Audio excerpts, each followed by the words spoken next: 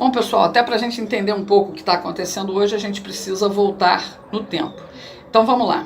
No início da década de 1960, a política incendiava o país. O Brasil, como o resto do mundo livre, se via diante da ameaça comunista, capitaneada na época pela União Soviética, hoje pela China. Os russos, com as mãos em Cuba, só precisavam de um aliado de dimensões continentais, e o Brasil era a joia da coroa no continente americano. Imagina, Fidel e Che já tinham até recebido honrarias do presidente Jânio Quadros, ao mesmo tempo em que o vice-presidente Jango Goulart visitava a China de Mao Tse-tung. Eu acho que recentemente um vice também teve lá, mas enfim. Governadores como Leonel Brizola, no Rio Grande do Sul, e Miguel Arraes, em Pernambuco, lideravam governadores do PTB, PCB, PSB e outros partidos nanicos, todos comunistas. Além disso, o CGT, Comando Geral dos Trabalhadores, a UNE, União Nacional dos Estudantes, e as ligas camponesas inflamavam as massas. Tudo sob as bênçãos da ala vermelha da Igreja Católica. Um desses líderes católico era o cearense Dom Helder Câmara.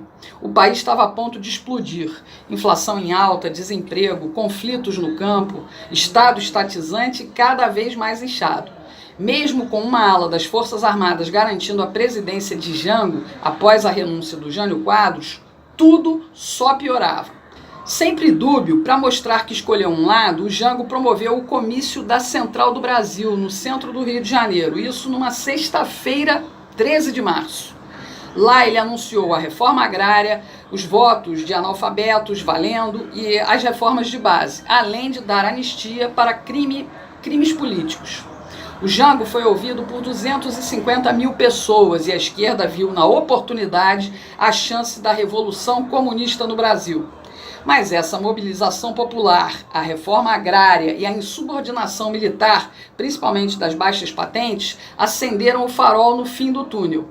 Surgiu a frente anti-Jango e os conservadores conseguiram promover uma gigantesca manifestação que afirmou os ideais de liberdade e o repúdio ao comunismo. A Marcha da Família com Deus pela Liberdade reuniu em São Paulo mais de 500 mil pessoas e foi a pressão da classe média repudiando o comunismo nas ruas das grandes capitais que movimentou as peças do tabuleiro.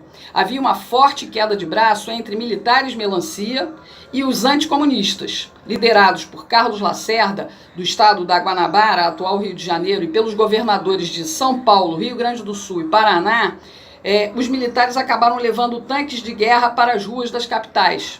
E dizendo querer evitar a luta armada e o derramamento de sangue, o Jânio deixou Brasília e foi para sua fazenda no Rio Grande do Sul. 2 dias depois ele foi para o Uruguai, onde ele também era latifundiário. Engraçado, um latifundiário querendo fazer reforma agrária, que interessante. Enfim, o Congresso Nacional declarou vaga à presidência da República num dia como esse, 1º de abril de 1964. Dá para acreditar?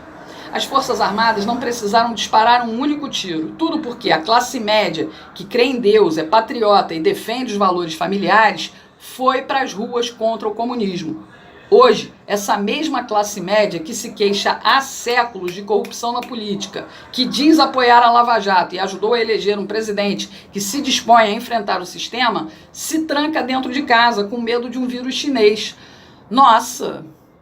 Se os comunistas soubessem que seria tão fácil, já teriam nos contaminado antes. Não teriam esperado quase 60 anos para implantar o comunismo no Brasil. E isso não é mentira de 1º de abril.